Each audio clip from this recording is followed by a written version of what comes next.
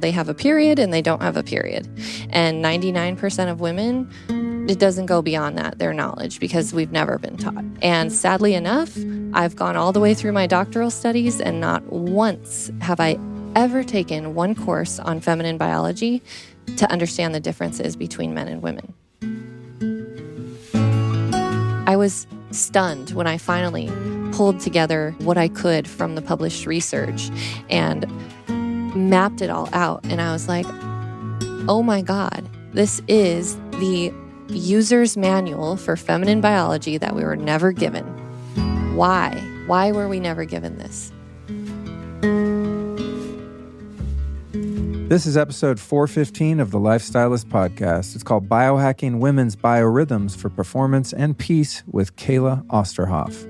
You will find complete show notes, links, and written transcripts for this one at lukestory.com/Kayla. That's Kayla. Our guest today is a neuroscientist and women's health science expert whose work has been featured on stages and media around the world. Formerly trained across the health sciences with degrees in health ecology, public health, epidemiology, and neuropsychophysiology, Kayla has developed a truly holistic understanding of health and how to achieve resilience of the mind and body. I got to say, the knowledge she presents here is vast, and she also presents it in a way that's very down to earth and practical, which is what I always seek to achieve when delivering guests to you on the show. This information is indispensable for women, in my opinion. But listen, if you're a man and want to gain a deeper understanding of how to relate to and support the women in your life, this is a must listen for you too. I personally gained so much insight from this episode, and it has definitely made me a better husband, employer, friend, and son to the women in my life. Here's a quick sample of some of the topics we cover in this episode. Kayla's family history that inspired her to focus on women's neuropsychophysiology, the staggering underrepresentation of female subjects in clinical research, modern society shortcomings when it comes to women's natural cycles, how women can stop burning themselves out, and the indigenous practice of tribal women coming together to accomplish particular goals at certain times of their synced cycles. Kayla also breaks down the 4 different phases that women cycle through monthly and how gaining an understanding of these cycles can dramatically improve your life. Strategizing your work schedule to be as effective as possible. Kayla's recommendations for practical cycle tracking. How you can use this knowledge to support any woman in your life. And why this information really is the ultimate life hack for women. If by the end of this episode you want to learn even more, check out Kayla's free Biorhythm ebook and also her mastermind class. You can find both of those at lukestory.com/herbiorhythm. That's lukestory.com/herbiorhythm. Or of course, just click the link in the show notes for this episode on your podcast player. Okay, now it's time to sit back and find your rhythm with Kayla Osterhoff on the Lifestylist podcast.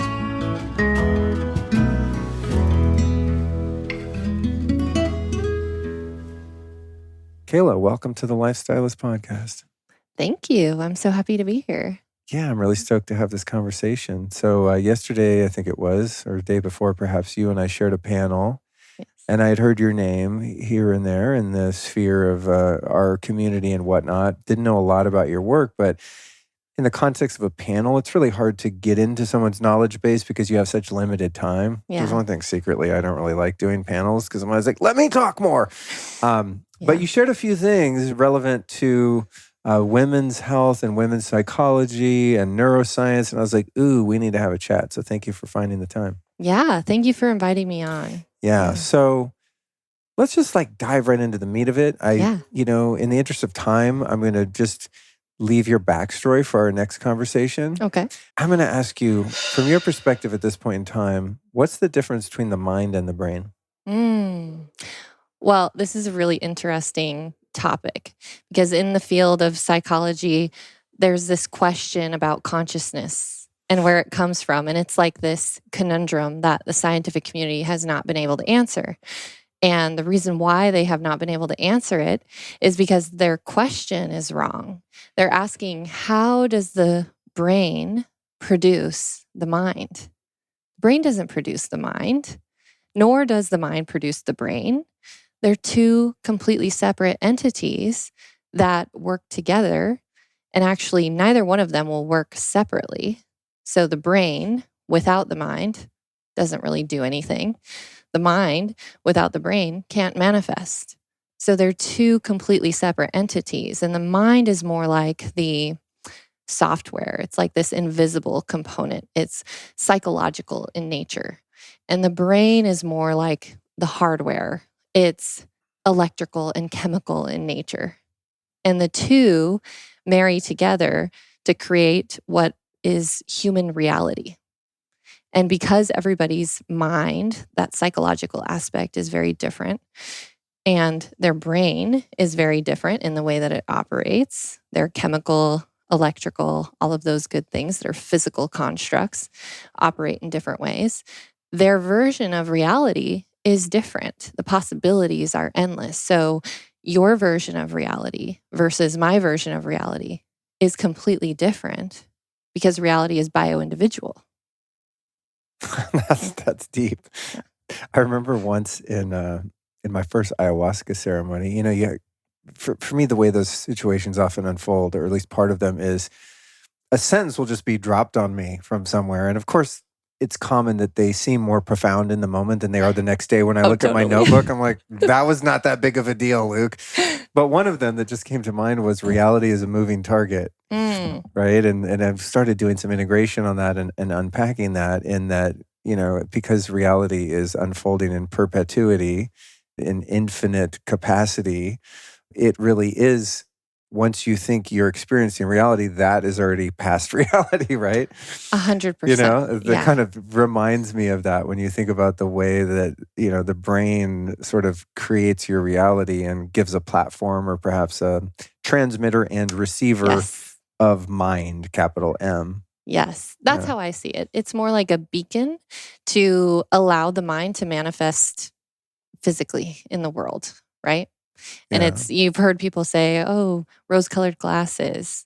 It's real. That's that person's version of reality, whether it's rose or blue or black or gray, whatever color. Yeah. I just realized something as you were starting to unpack that. And I was like, we'll just skip your backstory. Maybe not a backstory, because I really want to get into, the nuts and bolts of your expertise, but perhaps just share with people, what your area of interest, study, expertise is as we sort of launch off into this. I'm what you call a neuropsychophysiologist, which means that I study the interaction between the brain, the mind, and the physiology right through the nervous system. I got into that field of work, and I specifically focus on women, and I'm really interested in women's neuropsychophysiology because it's kind of like the Wild West. It's untouched. Nobody has gone there before. There's so much to uncover, and there's so many innovations and revelations to be found in that space. But I got into this without going too deep into my backstory, but the women in my family have had a lot of health challenges, and mostly mental health challenges. My mom's mom died of suicide when my mom was very young, and my mom has dealt with addiction her whole life and mental illness. This manifested in an opioid addiction eventually that it ended up being a overdose that caused her a stroke and permanent brain damage. And that's kind of how I shifted into first public health, which is what I got my master's in. And in that space, I went and worked for CDC for several years. I was a health scientist there for 7 years. And my goal in doing that was to figure out why our health system is so broken. The women in my family have been mismanaged so much that it's caused loss of life, permanent injury, and mental illness because they were never supported properly. And this really just stems from the fact that women are so misunderstood and misguided because of this gap in the science. Women represent the largest gap in health science research. And it's just crazy. We're half of the population. How is that even exists in modern society, right? I think about this when I'm looking at bottles of supplements. We were just talking about my nootropics stack over there, this new company I discovered called Newtopia. I'm sure I'll do a podcast about it later for those listening. But when you look at like recommendations on dosage, just as a very superficial example, it's like 1 to 2 capsules in the morning and 1 in the afternoon. And I'm like, yeah, but for whom, right? It's like 250-pound mesomorph football player versus 5'2" frail female body, Yes. right? And the neurochemistry that's inherent to our individual physical bodies, you know? I mean, that's just 100%. Yeah. like I said, a superficial example of that. But it's No, like, it's wait, didn't not. anyone think about, shouldn't it say if you're a woman with this weight or that weight, or your man, Absolutely. that it would benefit us to have some knowledge of the difference, at least as a starting point. 100%. You just hit the nail on the head. There was a study that just came out of UC Berkeley, like in 2021, I think it was published, and it highlighted this very problem that you're talking about. Because of this health science research gap, women aren't included in clinical trials, in dosage studies. Women are being over-medicated and experiencing injury way more often than men. And it really highlighted all of these staggering statistics on these negative health outcomes that are caused by women not being included in these studies. And it's just, again, another example of how women are just totally misunderstood and misguided.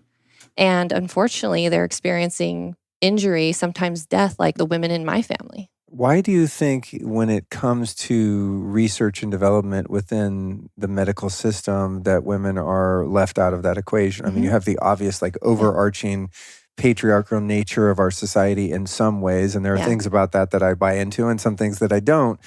But I'm probably biased being a male and have some degree of identification and attachment to my perspective. Yeah. But, you know, you see this emergence in over the past, I don't know, 50 years or so, maybe more women scientists, more women doctors. It doesn't seem on its face to be so male-centric in terms of science and research and medicine. Yet, like, why is it so slow in terms of clinical trials and testing and kind of the end result of all of this research and application, that then women are kind of left out of the conversation? Yeah. So there's two major reasons. And I totally get it. I am a researcher, and these are big problems. They really are big problems when it comes to doing research. The first is that women are risky research subjects, meaning that they could become pregnant at any time, right? Oh, interesting. So there's a big ethical issue there. So that's a biggie. Or maybe that they are pregnant unknowingly. Right. And that's another thing. So there's that. And then the other part of it is that women are so physiologically complex because they are constantly in flux. It's how do you control for that? You can't control for that. It's so hard. So to kind of pull findings out from working on subjects that are physiologically shifting constantly is very hard. And I get it. I understand it. But it doesn't make it okay. We can't just leave half of the population out and we see what is happening as a result. You know, this was actually solidified in 1977. The FDA formally banned all women of childbearing potential from all clinical research. It didn't get overturned until 1993.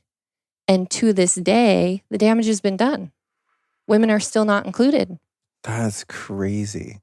So that's an interesting perspective. It's not necessarily that the medical system is all controlled by these dominant evil men. It's just, there's a little of that. I mean, some think, of that, but I mean, I'm sure, but also just out of the convenience and the complexity issue. Yes. One thing you were speaking about on the panel that I thought was fascinating, and we've covered it a couple times on the show to some degree when talking about women's hormones and cycles and such. But perhaps you could break down the differences in the male body's 24-hour cycle and the female, I guess, 28-day cycle, and how we go through these massive shifts. And as a man, I'm, you know, thanks to having this podcast, I've kind of learned that, but I would just assume on its face, you know, we all kind of have our phases, right? And it's a 24-hour phase, and you're the same as me, but you're not. Why? Yeah. So the male physiology follows the direction or is set to the pace of our adrenal hormones. So we're looking at cortisol and melatonin, you know, the sleep-wake cycle. This is what drives your physiology as a man. And so you are consistently pretty much the same, physiologically speaking, day in and day out, with, you know, slow changes over really long periods of time.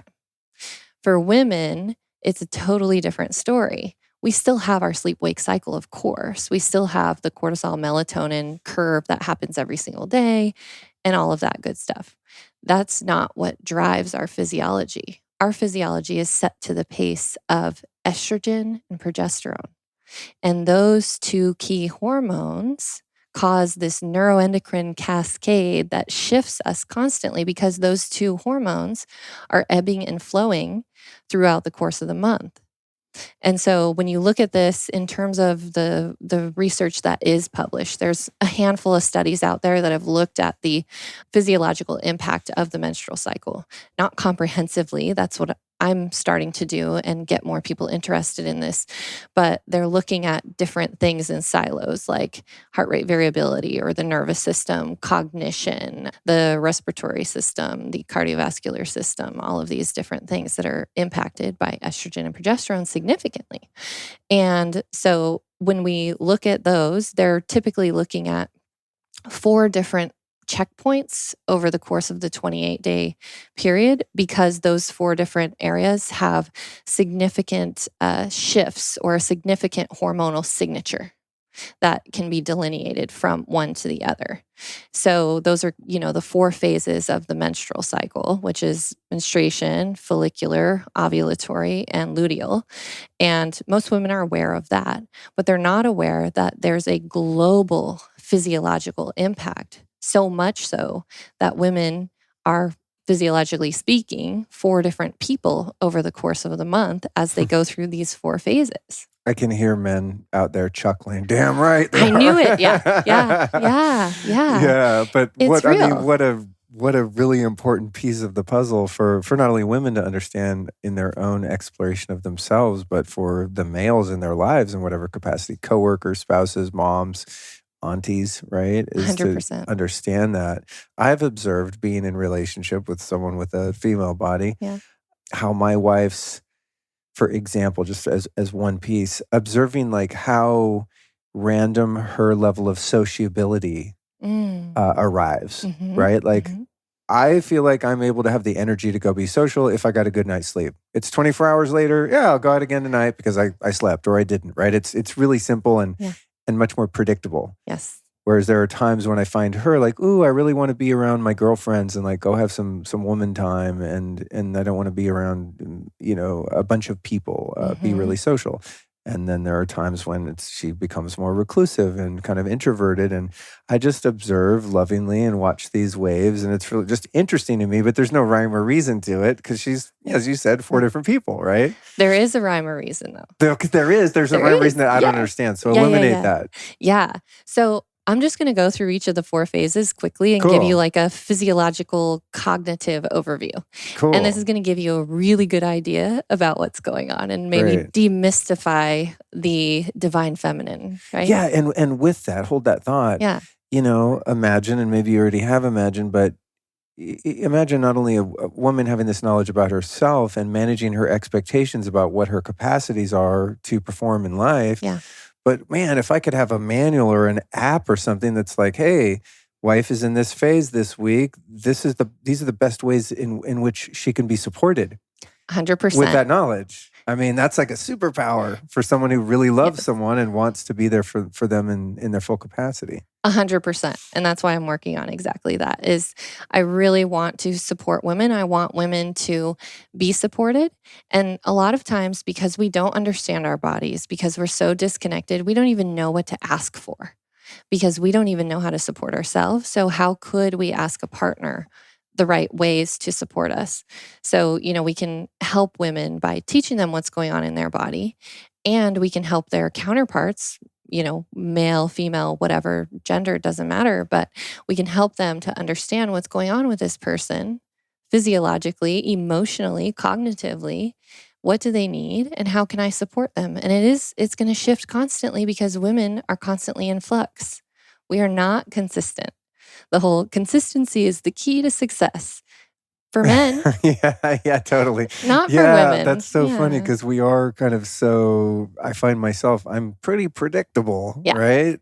I mean, again, it's just like sleep is the one variable that's and I guess the degree of stress that I'm experiencing in a given moment. But it's pretty much predictable. I know how I'm going to feel next Saturday. Yeah. More or less. Yeah. So interesting. So break down these 4 cycles for us, I guess. Yeah. So we can think of it as like 4 versions of us as women over the course of a month. So version 1 is in phase 1, which is the menstrual phase. And this is typically only the phase that women are even aware that they have. They know they have a period and they don't have a period. And 99% of women, it doesn't go beyond that, their knowledge, because we've never been taught. This is definitely not any education that is provided in, K through 12. And sadly enough, I've gone all the way through my doctoral studies, and not once have I ever taken one course on feminine biology to understand the differences between men and women. So it's something that we need to change immediately, in my opinion.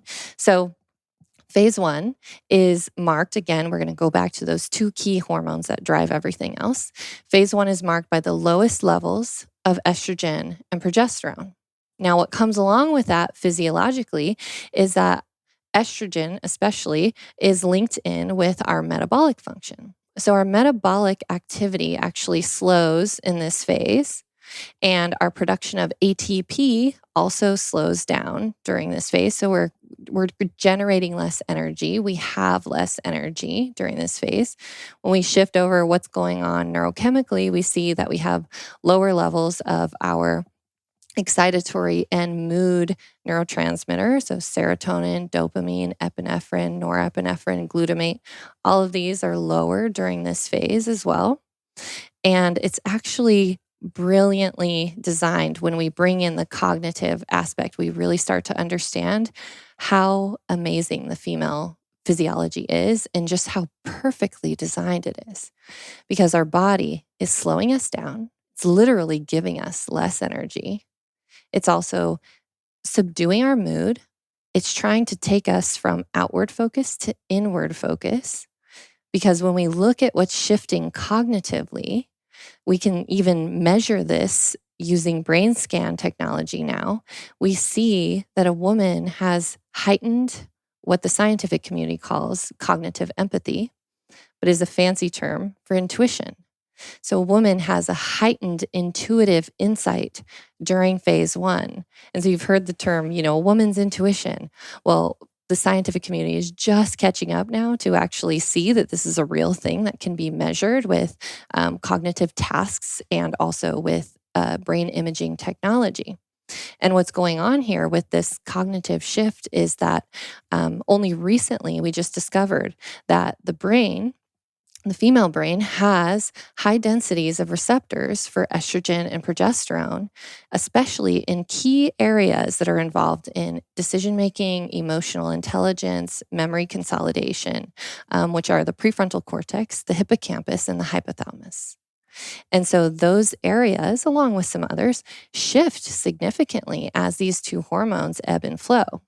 And so we get these different cognitive abilities through each of the 4 phases, which is pretty cool. I call them our cognitive superpowers.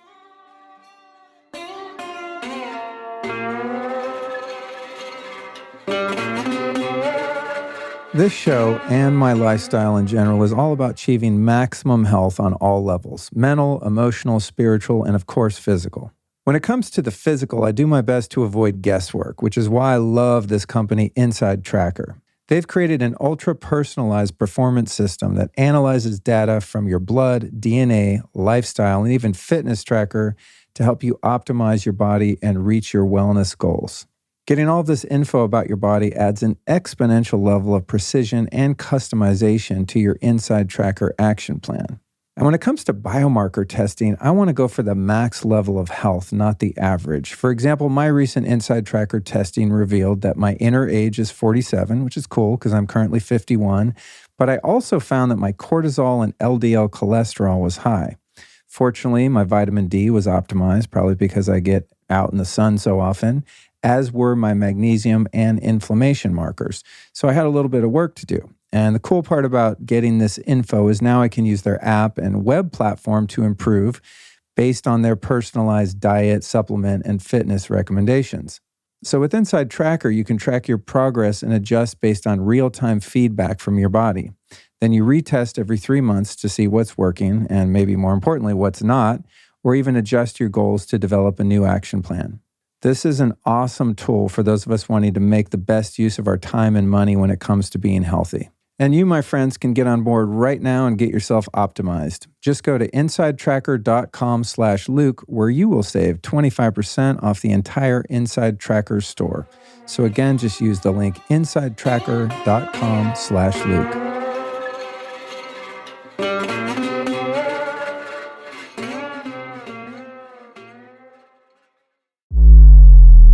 I've been into energetic healing technologies for many years, especially those that are supportive for EMF exposure. And there are a lot of so-called quantum products on the market, and I've tried just about any one I've ever heard of, but few of them have had any noticeable effect. However, there is one product line that's passed my test and become part of my arsenal, and it's called Leela Quantum Tech. Leela Quantum has developed a groundbreaking technology to increase your energy level, become more stress resistant, and also helps to support your whole family, pets, and garden with pure quantum energy. The Leela Quantum products have been certified and studied by various third-party institutes and doctors. And these studies have found significant improvements in people's blood, cellular voltage, allergy reduction, and heart rate variability. But my favorite benefit of all is that the Leela Quantum products help neutralize harmful frequencies, including any EMF like 4G, 5G, microwaves, and Wi-Fi. In fact, I have the Leela Quantum block in my kitchen where I charge my food, drinks, and supplements, as well as the Infinity block in my living room and here in the studio for a huge energetic upgrade. Leela Quantum Tech is a truly conscious business that wants to do good in the world and even plants a tree for every order. So if you want to hook up your energetic environment and have a tree planted on your behalf, you can go to leelaq.com and use the code Luke10 to save 10% off your first order. That's leelaq.com, and the discount code is Luke10 for new customers. Evolutionarily speaking, what is the relevance of this phase? Let's just parse out this phase, right? Like in terms of childbearing or whatever role women were playing historically as we've evolved. Yeah. How does that superpower play out from an evolutionary standpoint? Why has creation or nature provided this higher level of intuition and empathy at this time? Yeah. It's a really interesting question that I've actually thought about quite a bit. And I'll kind of give you a little historical perspective on this from what we understand from like ancient tribal cultures and how they really understood this. But psychologically speaking, passed down through epigenetically through generations and generations and generations of caretakers, women have this ability to make decisions for the collective. And they're always kind of thinking about that. And so, you can reflect the women that you know in your life. And I certainly know that this about myself is when I'm making decisions, I'm always in careful consideration of how everything I say, do, how I act is going to impact those around me, especially the people that I love or the people that I serve. And this is just something that is firmly implanted in the female psyche. It's not really something that we even have control over. So I think this really plays into that. We're getting this heightened intuitive insight, maybe because we make decisions for the collective and we're kind of in charge of driving big groups of people. So from an evolutionary standpoint, I think it plays into that. And it makes sense knowing what we know from ancient tribal cultures. Have you ever heard the story of the red tent?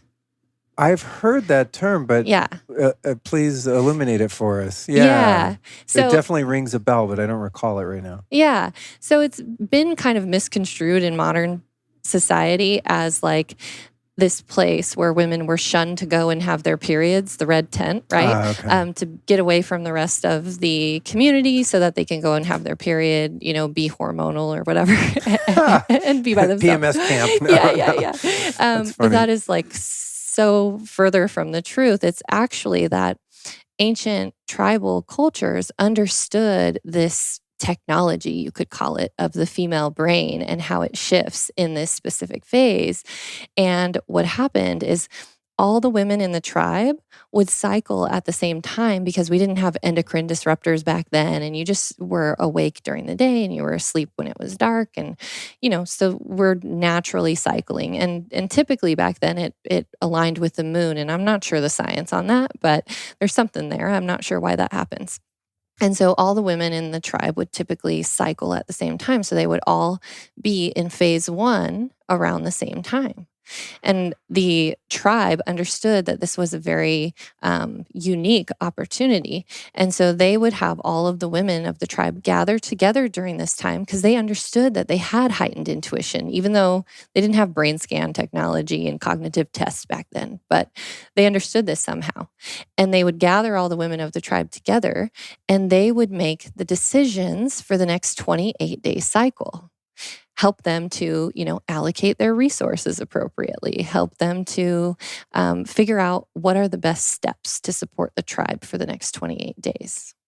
That's really interesting. Yeah. That makes perfect sense to me, especially in antiquity, the going to a tribal sort of system, the female's role would have had a lot to do with the social adhesion, right? Mm-hmm. Of like the social glue, that intuitive sense that there's a break in that relationship or that somebody's misbehaving, or that sort of omni-awareness that women tend to have, that open awareness of social cues and subtleties that perhaps some males miss. Yeah. So that's a really interesting theory, kind of capitalizing on not only the individual's ability during that phase to have a heightened sense of awareness and intuition, but to actually create a collective, right, of that consciousness and use that as a guide for the 100%. whole group. That's very cool. Yeah.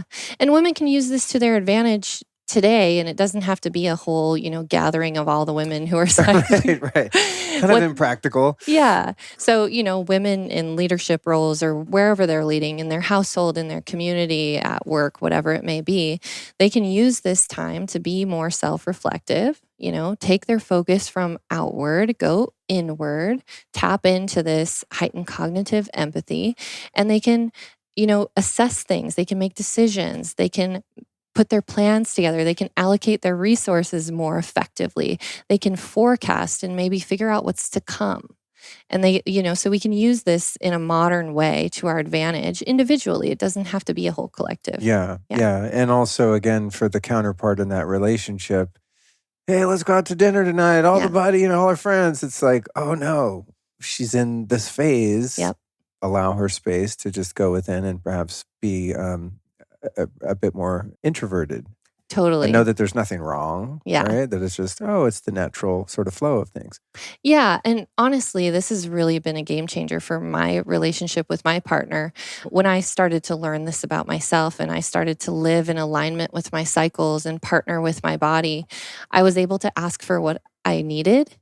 And my partner appreciated it so much because he knows, there's going to be a time in the month where I'm going to be super social and outgoing and just like want to have these juicy conversations and connect and even maybe cuddle sometimes. I'm not a huge cuddler, but there are times when I feel more open to that, and then there are times when I just kind of want my space. I want to go inward. I want to focus on me. And now that he knows that, he navigates with me and we both get what we need in the relationship. Very cool. Yeah. Take us into the next phase. Phase 2 is the follicular phase. And this is marked by estrogen. Estrogen is the star of the show during this phase specifically. So estrogen is actually rising to a peak throughout this entire phase. As that happens, our metabolic function kind of ramps up. We get more and more ATP production. We get more and more energy. We also get these nice boosts in our mood boosting neurochemicals, and we start to feel more open, more social. And when we kind of shift over what's going on in the brain, we see that our cognitive task-based ability shift over to this strategic and navigational focus. Another cool thing that happens is our emotional intelligence heightens as estrogen heightens. So our ability to navigate, strategically think, and lead teams, because we get this heightened ability to communicate and connect with others with that emotional intelligence. So we have kind of this leadership space that we move into during this.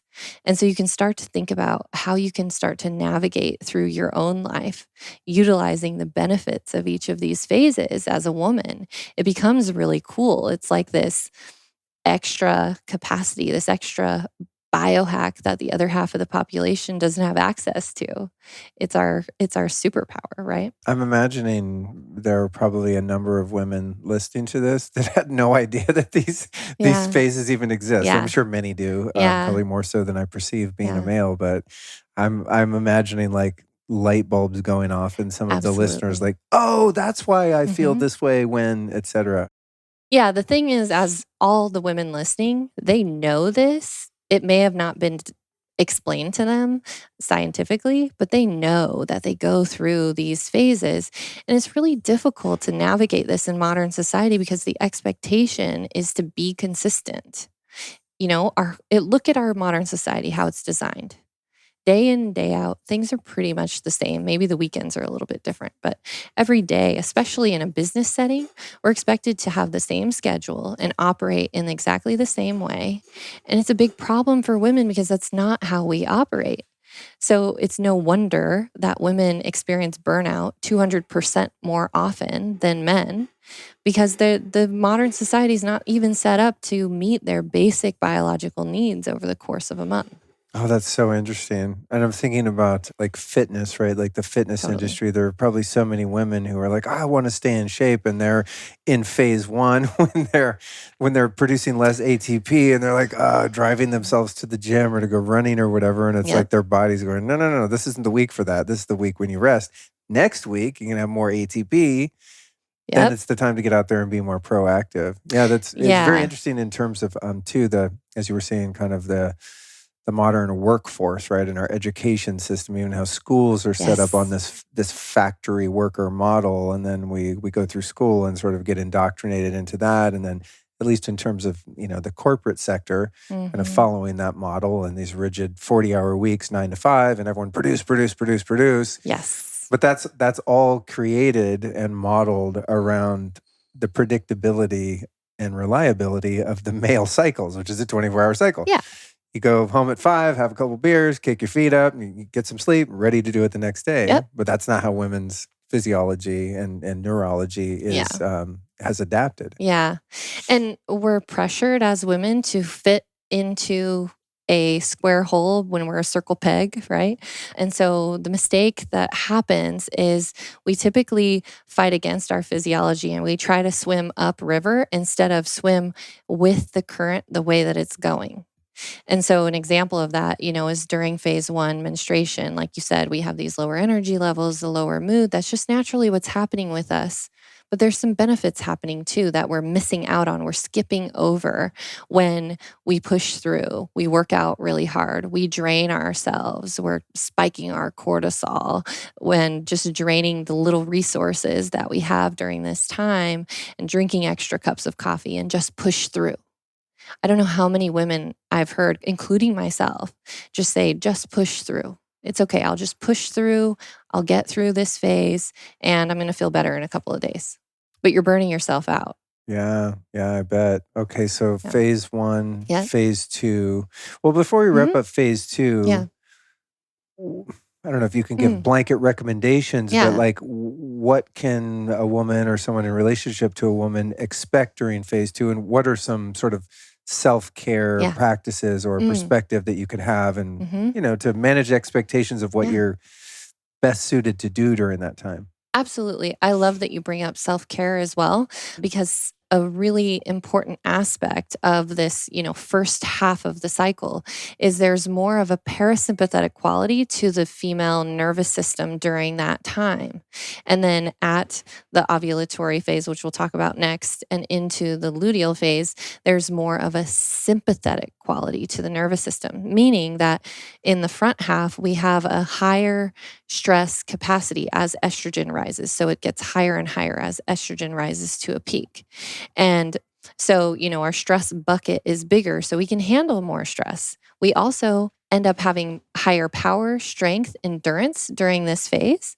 So this is important, for our fitness routines. We really want to leverage and take advantage of this time when we have that higher capacity for stress. We have higher power, strength, and endurance. This is a good time to actually do those types of, push through workouts, those HIIT workouts or those endurance-based workouts that we want to do. Whereas in other times in the month, it's not going to be as appropriate. So in the front half, a self-care practice maybe isn't quite as important or critical as in the back half when we have more of a sympathetic quality. So our stress bucket gets smaller and smaller and smaller. We can handle less. So we need to manage our stress a little bit better during the back half. So that's just kind of one example. But I would say phase one, you want to lean into that self-reflection. You want to go inward, allow yourself space and time to do that. So maybe if you can telework and not have to spend too many hours commuting, and maybe if you can decrease your amount of meetings and have your executive assistant take a couple extra meetings for you just during that time so that you can have more time for yourself to go inward, to tap into that intuitive insight. And if you have more of like assessment type work, you can do it during that phase. It's a really good time to be doing that, making your decisions, allocating your resources, planning for the next 28-day cycle. Cool. And then phase two, right? You just want to take advantage of what's going on. You want to push the physiology in the direction that it's already going. So you can do more of your heavy workouts. You can handle more stress. You can work longer days. You can even go with a little bit less sleep because you're not that you want to, but you could handle it. Your body can handle a little more stress during that time. Okay. Thank you. Yeah. And then what about phase three? Phase three is what I call the bloom phase because we are just feeling our best and most outwardly expressive, and it's the ovulatory phase. And this is more of a phase shift than a phase in and of itself, meaning that it's very short. And it marks a shift in our nervous system function as well. So it goes from that parasympathetic quality to that sympathetic quality. This is the shift where it happens. This is marked by a peak in estrogen, luteinizing hormone, and follicle stimulating hormone. And so we have all of these juicy hormones rolling around in our body. We have our highest levels of our mood boosting neurochemicals. We have highest production of ATP. We have our highest stress capacity during this time, and we're outwardly focused. We have this charismatic quality. And that's kind of our cognitive superpower during this time. Is this the phase in which a woman is most fertile? Yes. Oh, that's interesting, right? Right, yeah. That you would kind of project more attractiveness, generally speaking. 100%. That's really interesting. Yeah. So our body is giving us all of these benefits so that evolutionarily speaking, we can go out and procreate, right? But from a modern perspective, we have more influence during this time. We're more magnetic. We're more charismatic. So this is when we can be pitching. This is when we can be doing big presentations. This is when we can be doing our strategic partnerships, things like that, networking. We really want to take advantage. It's a short window, but it's a very potent window that we really want to benefit because we get it every month. We really should be using it to our benefit. Block out the calendar, Totally. that period and seize the moment, right? 100%. Yeah. That's the real superpower phase, it sounds like. I mean, all of them have amazing superpowers. So I always say, and this one's my favorite, and this one's my favorite. They're all my favorites. But in your day-to-day life, I mean, you obviously have a great understanding of these phases, but like, how much cognitive awareness do you have as you live your life, or do you have something on a calendar? How do you kind of track and optimize your life based on this knowledge? Yeah, I do a journal tracking method where I'm tracking where I am, but I'm also tracking some biometrics just to understand what's going on in my physiology, and it's part of my research as well. So kind of mapping the female biorhythm and really gaining a deeper understanding on what's going on with us in all these phases. So I do that for myself, and I have lists of things that remind me, like supportive, not supportive. Supportive, right. not supportive. And I remind myself, and I put reminders in my phone to do the things that are going to be supportive for me. Because women really can have it all, and they don't have to sacrifice their health to get it, which is the belief that women usually have, is that they can be successful, but they're going to have to sacrifice their health or their family or whatever it may be. But if we can lean into these benefits and take advantage of them and leverage them, we can really operate at our highest capacity all the time without having to sacrifice anything. And I'm not perfect by any means, of course. But I do have a greater understanding, and I'm able to perform at a higher level than most people because I'm able to take advantage of what's going on with my physiology, and I'm pushing it in the direction it's already going instead of trying to swim upriver and use all my resources. So it's sort of an intelligent adaptation to the modern world that has been largely ignorant of these phases. Yes. And of those different aspects of the feminine, female beingness, right? Yeah. God, what a life hack. This is so awesome. I'm so glad we're sharing this. Yeah. I'm like, man, if I was a woman right now, I'd be stoked. This is really good information. It's the ultimate life hack. Yeah. Yeah. So what about the fourth phase? What's the magic in this phase? So the fourth phase is, I am going to say my favorite phase just because I'm a brain nerd. It's the brainy phase. I actually call this the grow phase because our brain is literally growing during this phase. It's the luteal phase, and it's actually the longest of all the phases. It's the whole back half of the female cycle. So phase 1, 2, and 3, the first 2 weeks-ish. Phase 4 is the last 2 weeks-ish. Oh, interesting. I was framing it as like each one is a week and then you have almost 28 days. Oh, yeah. Interesting. And they don't fit. I have to give a caveat that they don't fit each into their own perfect little box. So the follicular phase technically is the whole front half, but we do have to mark menstruation from follicular because of those hormonal shifts that are so starkly different from the rest of the follicular phase. So that's why I put it in these boxes, and this is how the scientists do it as well, but they don't fit perfectly like week 1, box 1, week 2, box 2. They're all a little bit different. Got it. And I'm sure there's also a degree of just bio-individuality, right? 100%. Every woman's biorhythm is very different. And so that's why I promote a like journaling tracking method, because it's going to increase your self-awareness. And then over time, like me, I know where I am just based on how I feel, based on how my brain is working, based on if I feel social or not social, based on my energy levels, my mood, my focus. I know where I am now because I've been journal tracking for so long. How long have you been having this level of self-awareness and tracking? Yeah, about 4 years is when I started. That's a pretty good data set. Yeah, you know? It is. Yeah. Like 4 years of doing something fairly consistently, it will give you a lot of information about yourself. Yeah, 4 years for myself, and then about 2 years working with other women in this capacity. And it's just amazing to see how they shift. This podcast would not be possible without our friends over at Just Thrive Health. And they've been with the show for quite a while now, and one of the sponsors that I feel most grateful and proud to support and present to you. In so doing, I rarely like to clown on competitive products. It's not really my style to say, oh, this brand is the best and the rest of them suck.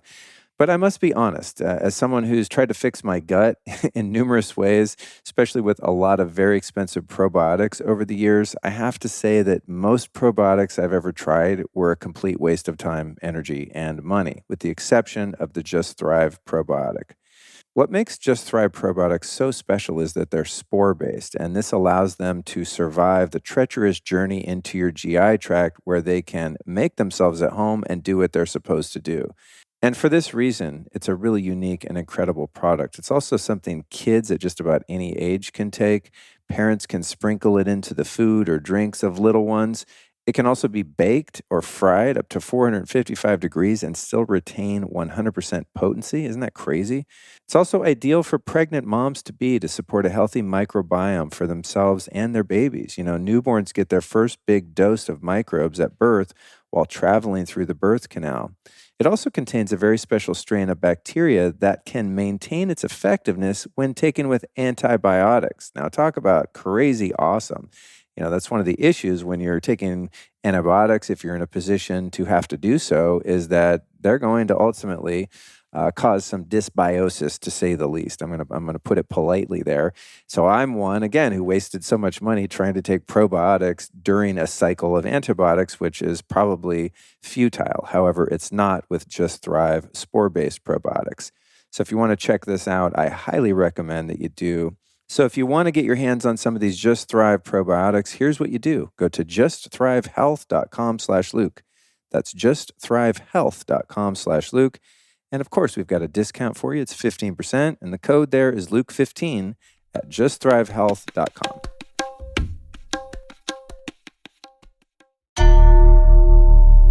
Have you ever wondered why some people get really sick while others only have mild cases? Well, researchers say the answer can be found in your gut health. A study published this year suggests that people with leaky gut and other gut symptoms may be at higher risk of severe illness. You know what I'm talking about?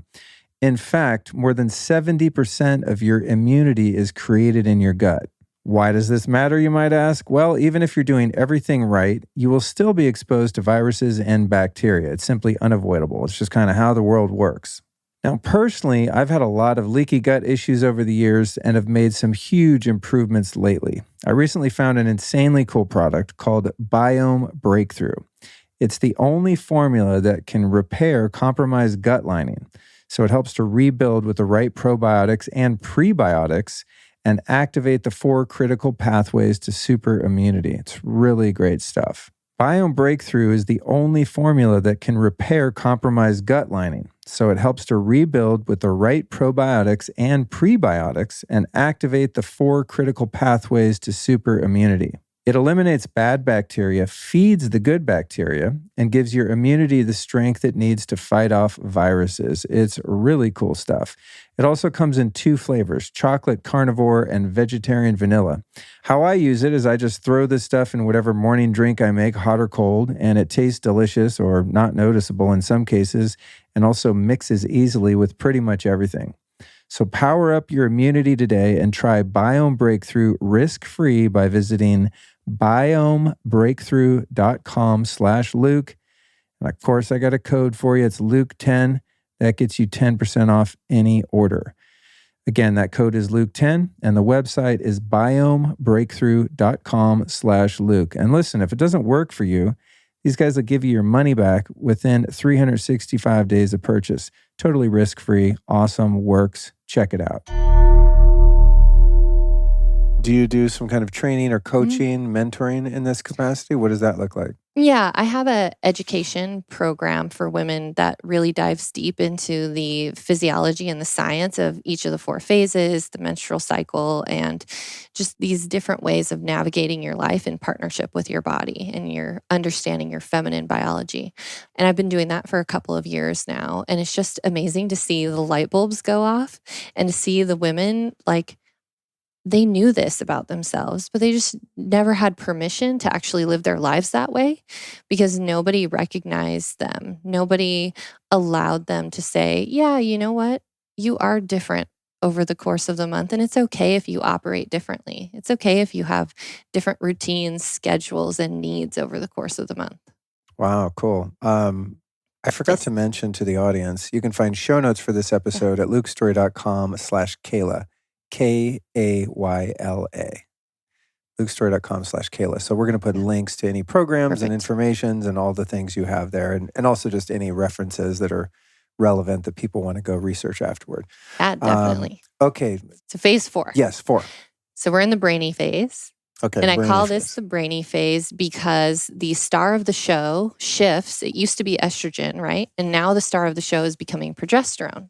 So estrogen is kind of coming down the other side of the curve here. It has a little bump in the middle, but progesterone rises to a peak in this phase. And so progesterone is the star of the show finally. And progesterone does some really interesting things to our brain. One of which is it increases BDNF, brain-derived neurotrophic factor, which increases our neuroplasticity and our neurogenesis.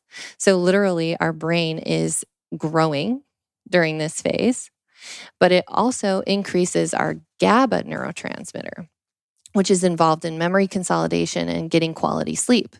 So our capacity to learn, grow, and adapt in this phase is heightened.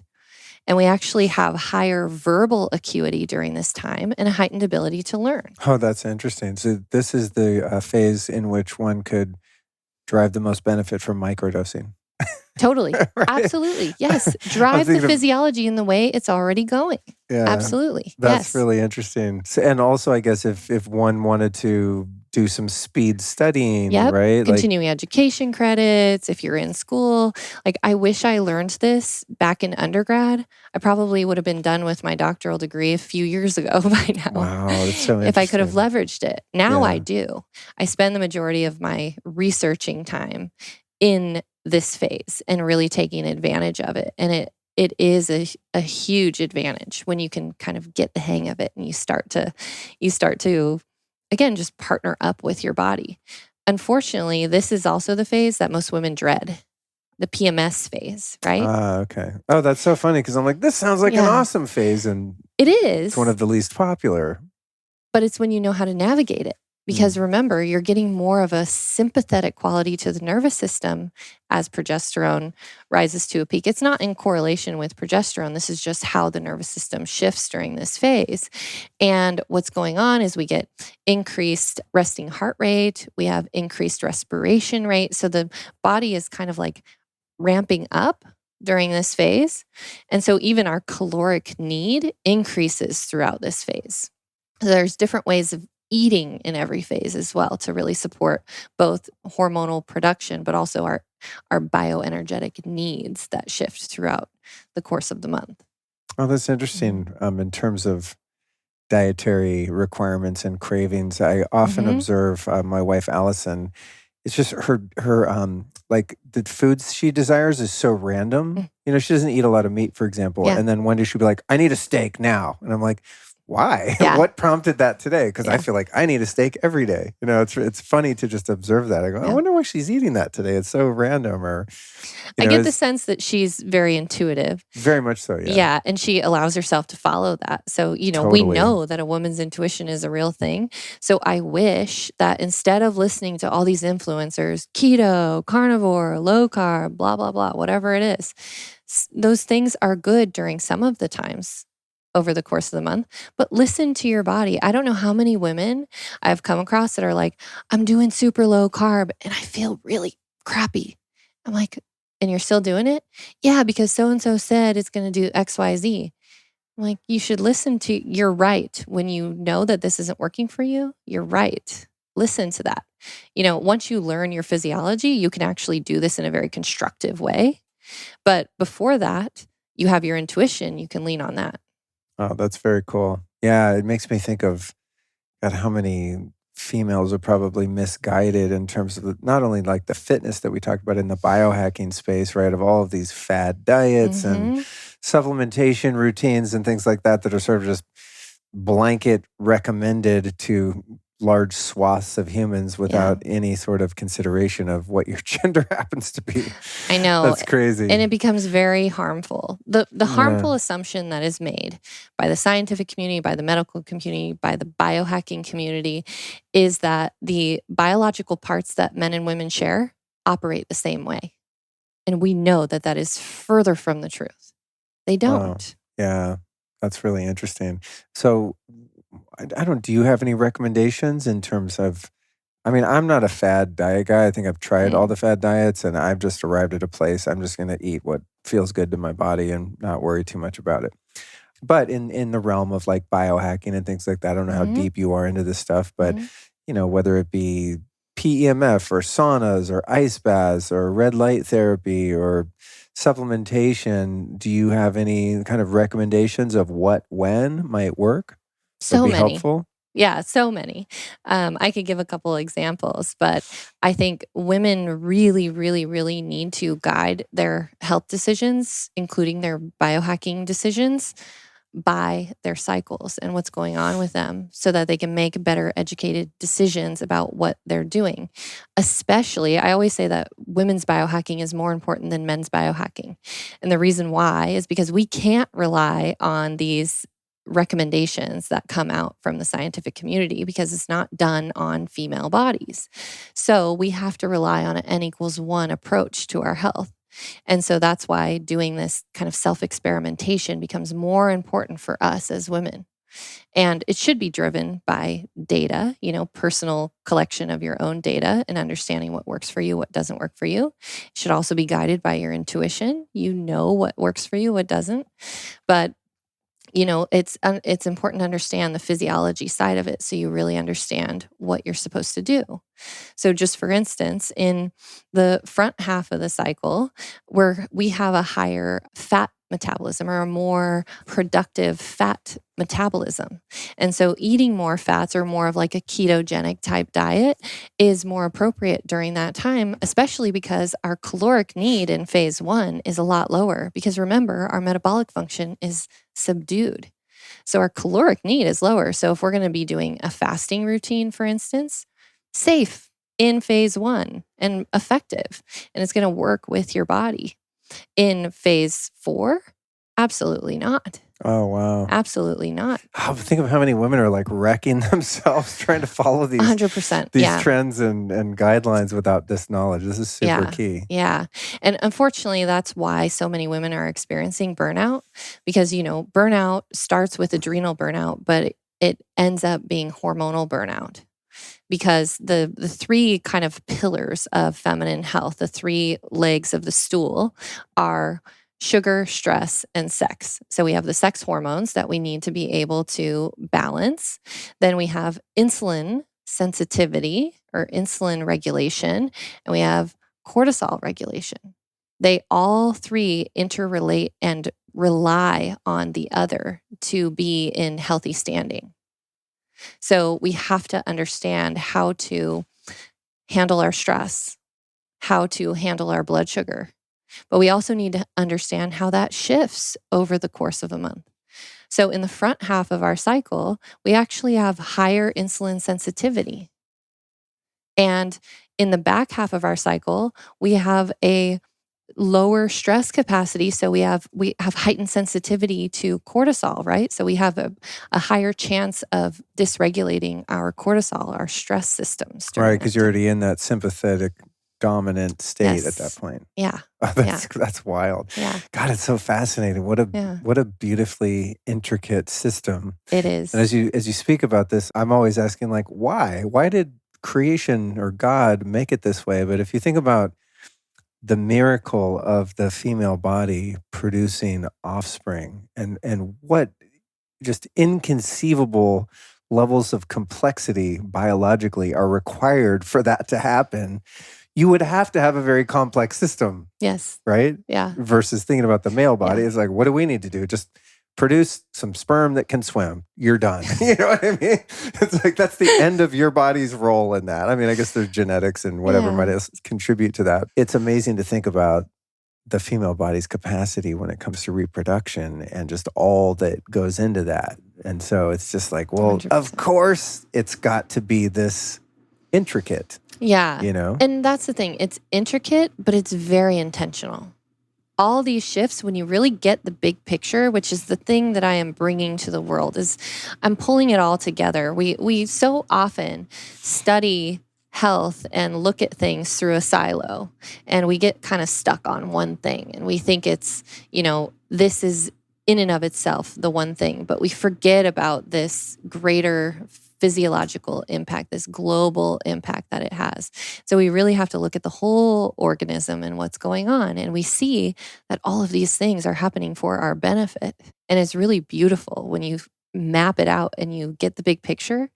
I was stunned when I finally pulled together, what I could from the published research and mapped it all out. And I was like, oh my God, this is the user's manual for feminine biology that we were never given. Why? Why were we never given this? Why don't we understand this? Women need this. We should be given this when we are young women starting our cycles. Well, hot damn, let's hope the parents of those young women to be are sharing this conversation. Yeah. And I mean, like, I'm sure someone in the world, by the time they hear this, is going to be sitting in the car with their 13-year-old daughter and going, listen, Oh, I hope so. Yeah, one can hope. Well, thank you so much for sharing your research Yeah. and, everything that you've shared with us today. In closing, I want to ask you one final question. Who have been 3 teachers or Mm. teachings that have influenced your life and your work that you'd like to share with us? Well, I just finished reading the book Autobiography of a Yogi, and I love the teachings of Yogananda. So that just comes to mind because it's recent and has been very impactful to me. I really, really appreciate Bruce Lipton's work, and he's bringing a scientific lens to the power of the mind. And he's kind of like the OG of that in this respect, right? So Yeah. I really appreciate his work. And for me personally, a very profound teacher has been psilocybin. Oh, wow. Yeah. Interesting. And that has really helped me with my own mental health and really opened and shifted my perspective and opened my mind to a lot of ways that I was rigid before and helped me to, increase that neuroplasticity, put that fresh powder on the mountain so that I could make different choices and see things from a different perspective. And that's just been a huge teacher in my life. Yeah. Fresh powder on the mountain. I Yeah. love that. That's really good. Yeah. That's really good. Yeah. The cleaning of the slate that some of those experiences can bring and that fresh perspective. I really Yeah. love the idea of taking someone who's highly intelligent, as you obviously are, who's analytical, science-based, that kind of thinker, Yeah. that I don't think that I really fall into that category, although I appreciate it and celebrate it in others. But like throwing psychedelics on that kind of mind, I think that's where many miracles have come from and probably will continue to, spring forth from. It's really incredible. Yeah. Yeah, I always say that that type A, like work hard mentality, it worked for a certain time. It got me to a certain level. But once I wanted to get past that level, I couldn't work that way anymore. I had to work smart. And really that's what I'm teaching women, right? Is to stop working hard, work smart, work in partnership with your body. And that's really what it's been about for me. That's what has opened all the doors to the possibilities of life that is just so fruitful and beautiful that now I am experiencing. That's awesome. Well, I knew there was a reason when I met you that I wanted to have a conversation with you. And now I see that my intuition, tapping into that side of myself, was on point. So thank you, Luke's intuition. Thank you for your brilliance and bright, shining light today. I really appreciate you taking the time to sit down with me. Yeah, thank you for this conversation and allowing us to reach so many women in the world that I hope can take this information and run with it. Awesome. Thank you. Thank you. Well, thank you for joining me on the Odyssey of Human Expansion that is the Lifestylist podcast. If you know a couple women or curious and awakened men who would benefit from the knowledge Kayla shared here, please pass this episode along to them. And don't forget, if you want to learn even more, check out Kayla's free Biorhythm ebook and also her mastermind class, which can be found at lukestory.com/herbiorhythm. That's lukestory.com/herbiorhythm. Very cool stuff over there.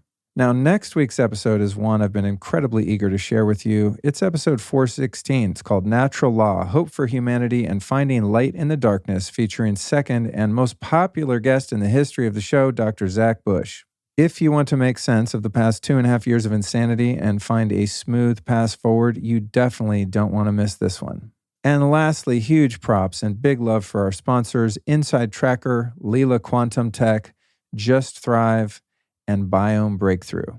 You should also know that you can find all of them on my carefully curated online store where I link to all of my favorite and personally vetted health and wellness brands, along with exclusive discounts on just about everything in the store.